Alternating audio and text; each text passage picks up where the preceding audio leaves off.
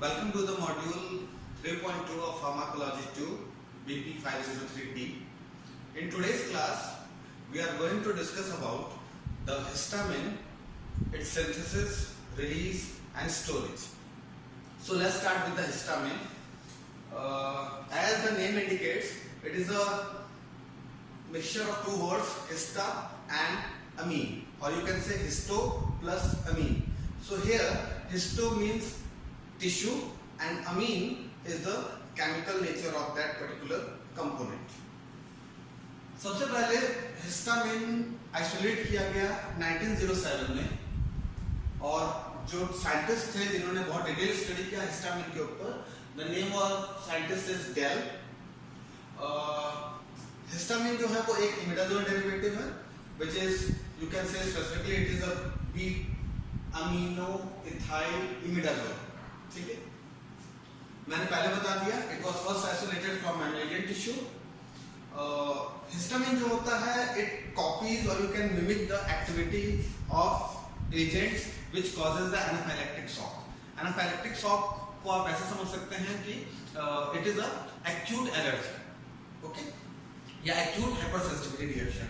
So histamine जो है उसमें सिम्टम्स देखे गए एनाफाइलेक्टिक शॉक, मतलब it may cause the anaphylactic shock. Histamine जो सिक्रीट होता है वो दो जगह से सिक्रीट हो सकता है, आइदर फ्रॉम मास्ट सेल्स और either from non mast sales.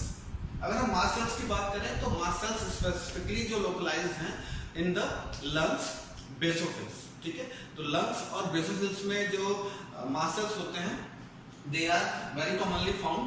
Okay, non mast cells की अगर हम बात करते हैं तो इसमें स्पेशली आ जाता है स्किन, ब्रेन, जीआई म्यूकोसा. और अगर हम बात करें तो यहाँ पर इसको हम मास्ट सेल्स ना कहते, उसको स्पेसिफिक नेम देते हैं विच इज व्हाट, हिस्टोअमीनोसाइट्स. मतलब जो हिस्टामिन सिक्रीट करे सेल्स, उन पर्टिकुलर सेल्स का नाम क्या दिया हमने, हिस्टाअमीनोसाइट्स. सो अगर ब्रेन और जीआई म्यूकोसा की हम बात करते हैं जहाँ पर हिस्टामिन रिलीज हो रहा है, तो वहां पर जो रिस्पॉन्सिबल सेल्स हैं या सिक्रेटिंग सेल्स हैं उनका नाम होता है हिस्टोअमीनोसाइट्स. हिस्टामिन जो है वो एक न्यूरोट्रांसमीटर की तरह भी काम करता है. हमने प्रीवियस मॉड्यूल में इसके बारे में डिस्कस किया था. 5-HT 5-हाइड्रोक्सीट्रिप्टामाइन और सेरोटोनिन एंड हिस्टामिन, ये दो ऐसे ऑटोकॉइड्स हैं which has the role as a neurotransmitter also. Neuro hormone की तरफ भी कंट्रोल करता है, ये बहुत सारे फंक्शंस को कंट्रोल करता है थ्रू द ब्रेन. अब यहाँ पर अगर हम बात करें तो हिस्टामिन रिलीज कैसे होता है. ठीक है, तो हिस्टामिन रिलीज होने के पीछे जो एक बड़ा रीजन है वो कई मैक्सिमम केसेस में देखा जाता है इंसेक्ट बाइट. ठीक है, आपको किसी कीड़े ने काट लिया या किसी मच्छर ने, मधुमक्खी ने काट लिया, तो उसके काटने की वजह से हमारी बॉडी में कुछ ऐसे सब्सटेंस रिलीज होते हैं जो कि एक एंटीजन की तरह काम करते हैं and that will initiate the secretion of what, antibodies. ठीक है, और जब ये एंटीजन एंटीबॉडी रिएक्शन होता है then it will cause what, the secretion of IgE और इम्यूनोग्लोबुलिन E. ठीक है, तो इम्यूनोग्लोबुलिन E जो है that is responsible for the histamine secretion और एनर्जी और हाइपरसेंसिटिविटी रिएक्शन. अब हम बात कर लेते हैं 1920s में एक साइंटिस्ट थे बेस्ट. उन्होंने सबसे पहले लंग्स एंड लिवर्स में से आइसोलेट किया हिस्टामिन. ओके, अब now moving towards the synthesis part of the histamine. तो हिस्टामिन की अगर हम बात करते हैं कैसे बनता है, तो it is derived from amino acid known as histidine. In the presence of enzyme decarboxylase it forms the histamine. Okay, so अब ये तो हो गया उसकी सिंथेटिक पाथवे, मतलब हिस्टिडीन अमीनो एसिड्स का डीकार्बोक्सिलेशन हुआ, मतलब उसमें से कार्बोक्सिल ग्रुप जो था वो रिलीज हो गया और उसकी वजह से क्या बना, हिस्टामिन. ठीक है, फिर हिस्टामिन का मेटाबॉलिज्म होता है, टूट जाता है, बिकॉज मैंने आपको पहले भी बताया था लास्ट मॉड्यूल में कि जितने भी ऑटोकॉइड्स होते हैं ये शॉर्ट एक्टिंग होता है, इनका हाफ लाइफ जो होता है कम होता है. दैट्स व्हाई इनका मेटाबॉलिज्म तुरंत होने के वजह से हिस्टामिन दो कंपाउंड्स बनाता है.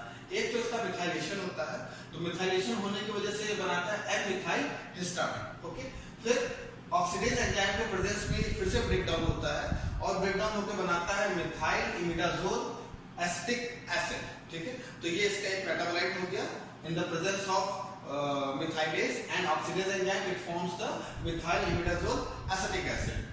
जो दूसरा पाथवे है हिस्टामिन का ब्रेक डाउन होने का, वो है डायमीन ऑक्सीडेज। ठीक, तो इस एंजाइम के प्रेजेंस में, डायमीन ऑक्सीडेज एंजाइम के प्रेजेंस में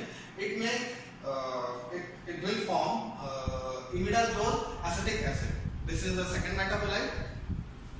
Now अब अगर हम बात करते हैं कि कैसे सिक्रीट होता है, ठीक है, तो मैंने आपको प्रीवियसली अभी बताया इसके सिक्रीट करने के लिए बहुत सारे फैक्टर्स रिस्पॉन्सिबल होते हैं। तो जो पैथोलॉजिकल फैक्टर्स हैं उनकी हम बात कर लेते हैं। आपको थर्मल शॉक्स लगते हैं, कोल्ड के शॉक्स लगते हैं, केमिकल्स होते हैं, आपको कोई इंजरी हो गई, इन्फ्लामेशन हो गया, तो इसकी वजह से हिस्टामिन का सिक्रीशन होता है। उसके बाद अगर आप एलर्जिक हैं, फूड सेंसिटिव हैं, स्पेशली सी फूड, ठीक है, जो हम सी फूड खाते हैं, जो फूड हमको सी से मिलता है, समुद्र से मिलता है, उस फूड की वजह से भी कई बार हमको एलर्जिक होती है या हाइपर सेंसिटिविटी रिएक्शंस देखने को मिलते हैं। Antigen antibody interaction is a very common type of interaction that may cause the secretion of histamine.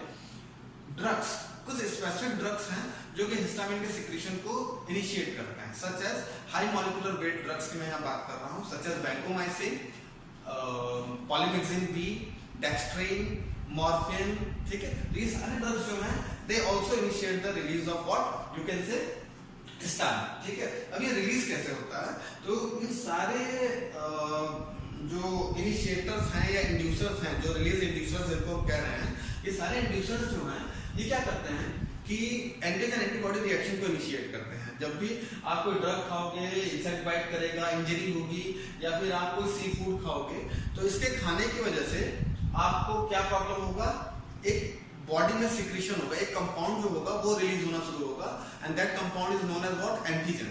ठीक, फिर ये जो एंटीजन है ये रिएक्ट करेगा हमारी बॉडी की जो डिफेंस एंटीबॉडीज हैं, जिनको हम कह सकते हैं लिम्फोसाइट्स या ल्यूकोसाइट्स रिलीज करते हैं, वो एंटीबॉडीज के साथ वो इंटरेक्ट करेगा और एक कॉम्प्लेक्स फॉर्म करेगा, antigen antibody complex.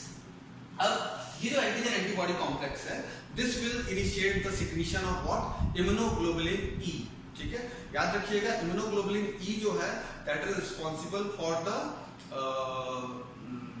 Initiation of histamine secretion. ठीक है, अब जैसे ही इम्यूनोग्लोबुलिन ई सिक्रीट होता है, तो इम्यूनोग्लोबुलिन ई सिक्रीट होने की वजह से कैल्शियम का जो चैनल है वो ओपन हो जाता है, और कैल्शियम चैनल ओपन होने की वजह से कैल्शियम का जो कंसंट्रेशन है वो कंसंट्रेशन इंक्रीज होता है, और ज्यादा कैल्शियम इंक्रीज होने की वजह से एक्सोसाइटोसिस एक प्रोसेस होता है जिसको हम कहते हैं एक्सोसाइटोसिस।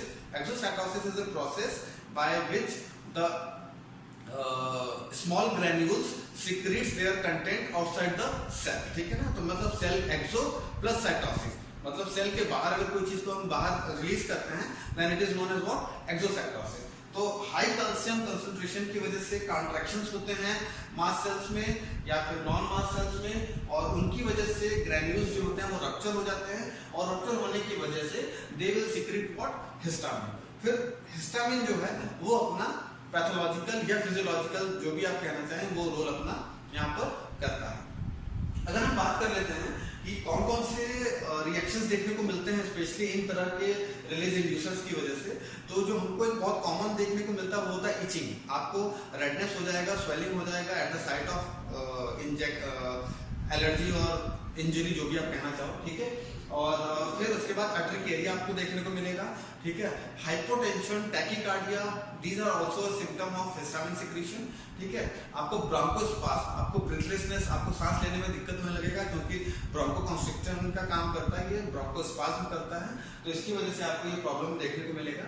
अब हम बात कर लेते हैं कि कौन कौन से ड्रग्स हैं जो कि रिलीज को इनहिबिट करेंगे। हम यहाँ पर बात कर रहे हैं एंटी हिस्टामिन रिलीज इनहिबिटर्स की, या फिर हिस्टामिन रिलीज इनहिबिटर्स की हम यहाँ बात कर रहे हैं। तो सबसे पहले जो ड्रग है वो हम यहाँ पर ले सकते हैं एंटीहिस्टामिनिक्स, वो ड्रग्स जो कि हिस्टामिन को इनहिबिट करते हैं, मतलब ये उस particular H1, H2, H3, H4 जो भी रिसेप्टर है उससे हिस्टामिन को बाइंड ना करने दें, और बाइंड ना करने की वजह से वो ड्रग अपनी एक्टिविटी जो होता है वो नहीं दे पाएगा, ठीक है। तो ये एंटीहिस्टामिन्स होते हैं, फॉर एग्जांपल लोरेंटाडिन, सिट्रिजिन, ठीक है, लिवोसिट्रिजिन, क्लोरफेनामिन, सारे के सारे जो हैं वो एंटीहिस्टामिनिक एजेंट्स हैं। फिर हम बात कर लेते हैं तो दूसरे जो एजेंट्स हैं वो हैं एड्रेनर्जिक एजेंट्स, या फिर आप कह लो बीटा 2 एगोनिस्ट, ठीक है। तो बीटा 2 एगोनिस्ट का एग्जांपल हो गया आइसोप्रेनालिन, एड्रेनालिन, साल्ब्यूटामॉल, ठीक है। ये जो ड्रग्स होते हैं ये जनरली क्या करते हैं, क्योंकि हिस्टामिन की वजह से क्या प्रॉब्लम हो रहा था आपको, ब्रोंकोस्पाज्म हो रहा था, ठीक है, या फिर म्यूकस का सिक्रीशन ज्यादा बढ़ जा रहा था, ठीक। तो इसको ये क्या करते हैं, रिलैक्स करते हैं, ब्रोंकोडाइलेशन करते हैं। इसकी वजह से जो ब्रेथलेसनेस, सांस लेने में प्रॉब्लम हो रहा होता है, या जो चोकिंग की प्रॉब्लम हो रही होती है, दैट विल बी रिलीव्ड, ठीक है, उसमें आपको आराम मिल जाता है, ओके, ठीक। फिर दूसरे एजेंट्स हम क्या ले सकते हैं, हम मास्ट सेल स्टेबलाइजर्स ले सकते हैं, हम वो ड्रग्स ले सकते हैं सच एज निडोक्रोमिल और सोडियम क्रोमेलिन, ठीक है। तो ये जो वो ड्रग्स हैं जो कि क्या करते हैं, मास्ट सेल्स को एक्सोसाइटोसिस नहीं होने देते हैं, ठीक है। ये क्या करते हैं, मास्ट सेल को स्टेबलाइज कर देते हैं। तो उसके स्टेबलाइजेशन की वजह से जो हिस्टामिन का सिक्रीशन है या जो डीग्रेनुलेशन हो रहा था, जिसकी वजह से हिस्टामिन रिलीज हो रहा है, वो नहीं होता है, and that will cause what, relaxation in the allergy और हाइपरसेंसिटिविटी, ओके। फिर उसके अलावा अगर हम बात करें कि हम और क्या एजेंट्स ले सकते हैं ना, हम कॉर्टिकोस्टेरॉइड्स ले सकते हैं, क्योंकि हिस्टामिन कहीं ना कहीं एक इम्यूनोलॉजिकल रिएक्शन को इनिशिएट करता है, तो इसके लिए हम इम्यूनिटी को सप्रेस कर सकते हैं by using the corticosteroid. So these are the agents which are commonly used for the inhibition of histamine release. So I think it is okay. There is one thing, neuropeptide. It is a component which is also known as a release initiator or substance P280 या फिर compound 48/80. ये तीन मैं specifically आपको यहाँ mention कर दूं। न्यूरोपेप्टाइड्स में स्पेसिफिकली सब्सटेंस P280, ठीक है, और साथ में कंपाउंड 48/80। ये जो तीन ड्रग्स हैं ये जनरली एक्सपेरिमेंटल आप कह सकते हैं हाइपरसेंसिटिविटी या एलर्जी को इंड्यूस करने के लिए यूज की जाती हैं। इनको हम एस्मा का मॉडल हो या फिर हमको हाइपरसेंसिटिविटी का कोई या इम्यूनोमॉड्यूलेटरी अगर कोई एक्शन चेक करना है तो हम इन एजेंट्स को यूज करते हैं for the induction of what, allergy और हाइपरसेंसिटिविटी, ठीक है। So thank you for today's lecture. I think you understand all those things.